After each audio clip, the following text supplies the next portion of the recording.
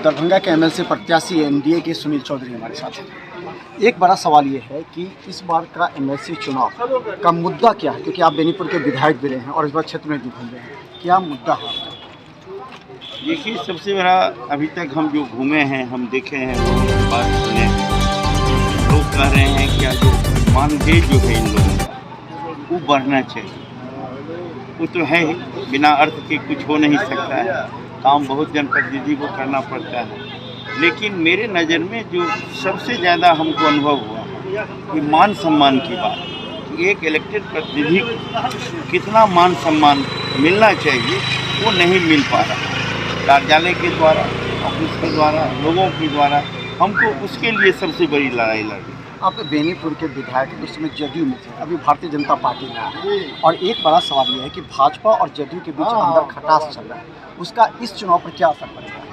कौन कहता है कि खटास चल रहा है? हमको तो बहुत अमृत महोत्सव जैसा लग रहा है। हमको तो कभी फील नहीं हुआ। हमारे अपने जिला अध्यक्ष नहीं भी उपस्थित रहते हैं तो जदयू के जिला अध्यक्ष उपस्थित थे। हमारे एक एक प्रखंड अध्यक्ष लगे हुए हैं, जदयू के एक एक वर्कर लगे हुए हैं।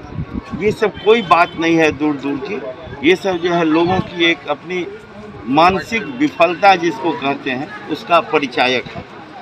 ये सभी जानते हैं कि ये जो चुनाव होता है, उस चुनाव में निश्चित तौर पर जो डील होती है, जो मैनेजमेंट होता है, वो सब जानते हैं सभी। तो आखिर पंचायत प्रतिनिधि जो 70% नए चुन कर के आए, उनको कन्विंस कर रहे मुखिया प्रमुख या फिर जो वहाँ के नेता हैं, आपको क्या लगता है कि उन लोगों को जो नए चुनते हैं उनकी आंखों में आशा की किरण है कि वो नया कुछ करेंगे? उन लोगों के लिए आपने क्या मुलाकात की होगी, क्या बात आई उसकी?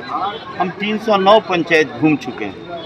आज नगर निगम बचा हुआ था, उसको भी हमने कर लिया और लोगों की बातें को हम सुने।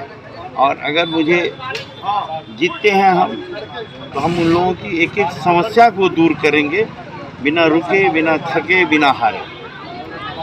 तो हम बता दें हमारे साथ सुनील चौधरी हैं जो कि एमएलसी के उम्मीदवार हैं। अब सवाल ये है कि इस बार एमएलसी चुनाव को लेकर के जो बातें चल रही है कि आखिर बेनीपुर के विधायक जिस समय थे उस समय, और जो अजय चौधरी चुनाव लड़े थे उस समय, ना इन्होंने अजय चौधरी को मदद की थी, ना अजय चौधरी के खिलाफ थे, तो ये साइलेंट मोड में थे। तो क्या कुछ ऐसे वोटर हैं जो साइलेंट है? अगर 400-500 वोटर भी साइलेंट हो गए तो इस बार बड़ा उलटफेर होगा। तो देखते रहिए मिथिला न्यूज़।